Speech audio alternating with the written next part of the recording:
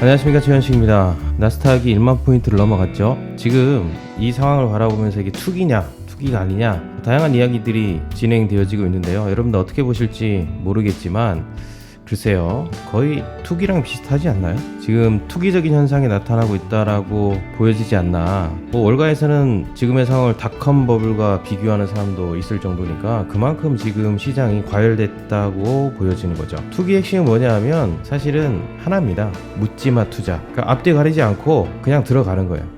특별히 펀더멘탈이 중요하다고 말씀드렸는데, 펀더멘탈을 보고 들어가는 것이 아니라 그냥 분위기만 보고 심리적 상황 아래에서 들어가는 거, 이게 뭐 묻지마 투자지 않습니까? 우리나라도 지금 B2가 늘고 있다라고 저번에도 말씀드렸는데, 지금 너나 나나 할 거 없이 투자 시장을 보면서 굉장히 흥분된 상태가 진행되고 있다, 지금 다들 그렇게 평가하고 있습니다. 그러니까 이럴 때는 사실 조심할 필요가 있어요. 보수적으로 시장을 볼 필요성이 있는 거죠. 여러 번 말씀드립니다.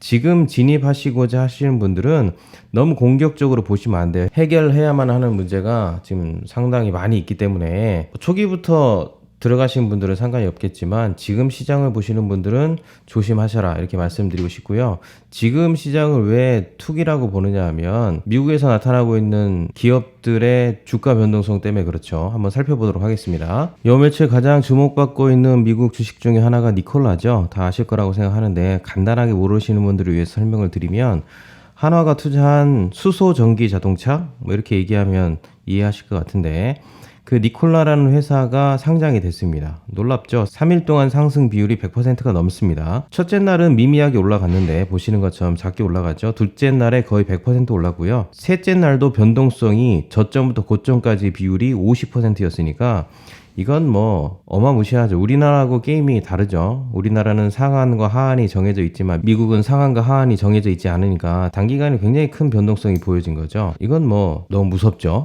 어떻게 보면 그만큼 시장이 과열됐다라는 것을 보여주고 있는 거고요. 또 한 기업을 보면 헤르츠라는 기업입니다. 렌트카 회사인데 굉장히 오래된 기업이죠. 제가 알기로는 굉장한 역사를 가지고 있는 렌트카 회사로 알고 있는데, 전 세계가 락다운 되면서 여행객들이 줄고 이동이 줄어들면서 당연히 뭐 항공업뿐만 아니라 렌트카업도 치명타를 입었죠. 그래서 고점 대비 $20에서 지금 0.4달러까지 떨어졌다가 불과 지금 1, 2주 정도 되겠죠. 이 상태만 보더라도 비율로 보면 10배, 1000%가 올랐으니까 이건 대단한 변동성이죠. 헤르츠가 지금 어떤 상황이냐, 파산설이 돌고 있을 정도니까 그렇게 기업이 펀더멘탈이 좋다라고 말할 수 없는데, 주가가 이 정도 올랐다는 것은 그냥 묻지마 투자라고 보는 게 맞는 것 같습니다. 지금 방금 차트를 보신 것처럼 지금 시장이 얼마나 과열됐는지 눈으로 확인하셨지 않습니까? 니콜라 같은 경우에는 지금 시가총액으로 보면 포드를 넘어섰습니다. 재밌는 건 뭐냐 하면 니콜라라는 회사가 수소 전기 자동차지 않습니까? 지금까지 한 대도 못 팔았어요. 그렇다고 해서 미국에 수소차를 충전할 만한 시설이 우리나라보다 더 잘 돼 있냐? 딱히 엄청나게 잘 돼 있다 이렇게 말할 수도 없으니까 지금 단기간에 수소차가 테슬라의 전기차만큼 판매될 수 있다라고도 확신할 수 없는 상황임에도 불구하고 얼마나 시장이 지금 과열되어 있는지를 단편적으로 우리가 확인할 수 있는 거고요. S&P 500 지수는 10주간 동안 상승했습니다. 내린 주식이 단 하나도 없어요. 500개 기업이. 이건 뭐 대단한 겁니다. 이렇게 상승한 이유가 뭐냐라고 물으신다면 뭐 다 아시겠지만 혹시 모르시는 분들을 위해서 말씀드리면 역시 유동성이다. 제가 위에다 링크를 하나 걸어 놓을 테니까 한번 들어가서 다시 한번 확인해 보셨으면 좋겠고요. 이거는 돈의 힘에 의해서 움직인 것, 수익을 거뒀다면 뭐 좋겠죠. 행복하겠지만 또 상대적으로 수익을 거두지 못하신 분들은 상대적 박탈감도 있으실 것 같아요. 그렇다고 해서 지금 뛰어들면 곤란하시겠죠. 당연히 이렇게 변동성이 나타나게 되면 환율에도 변화가 나타나죠. 요즘 환율 얘기 많이 얘기하지 않습니까? 1200원 선을 깼다, 이런 얘기를 많이 하고 있는데, 과연 이제 그러면 환율도 한번 차트를 보면서 생각해 봤으면 좋겠는데요. 환율은 상식적으로 좀 아셨으면 좋겠는데, 달러 인덱스가 가장 중요하고요. 달러 인덱스의 거의 50% 이상이 유로화가 차지하는 비율이 큽니다. 그러니까 유로와 달러의 상관관계를 좀 이해하실 필요가 있는 거죠. 그래서 유로 달러를 보여드리는데, 보시는 것처럼 뭐 이게 뭐 가격이 어떻게 되냐 이건 중요하지 않고요. 모양만 좀 보셨으면 좋겠어요. 이게 600일선입니다. 정확하게 얘기하면 612일선인데 이 611선에 지금 맞고 움직이고 있어요.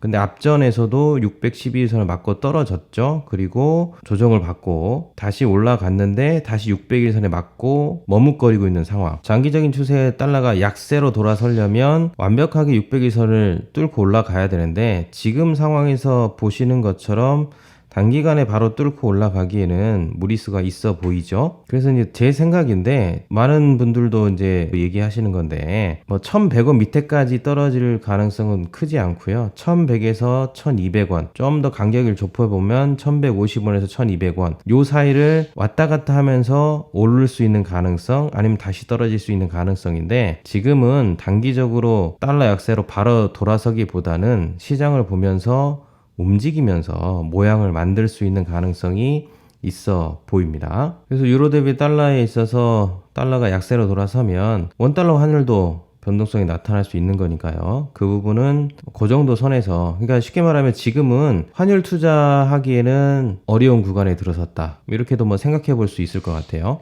이게 지금 어제 그제 지난주 계속 이어졌던 시장의 변동성의 모습이었고요. 이런 때 지금 오늘 저녁인가요? 미국 시간으로 10일 오후 2시니까 우리나라 시간으로 오늘 저녁 10일에서 11일로 넘어가는 그 새벽에 페드가 6월 FOMC 회의 결과를 발표를 합니다.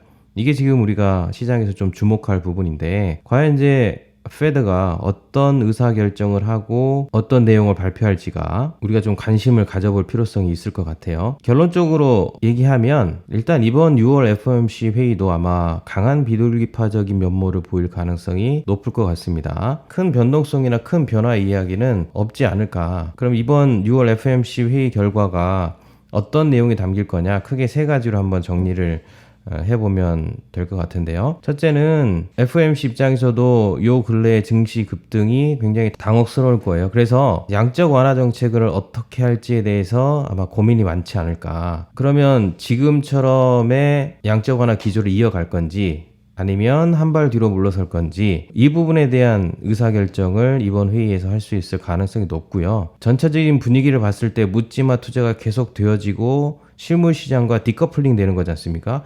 그 상황이 굉장히 위험스럽게 보여지는 가능성이 있다면 아무래도 연준은 양적 완화 정책에 있어서 한 발 물러설 가능성이 높습니다. 그렇다고 해서 뭐 급진적으로 변화되는 건 아니고 제가 강한 비둘기파적 면모를 보일 수 있을 가능성이 높다고 말씀드렸지 않습니까?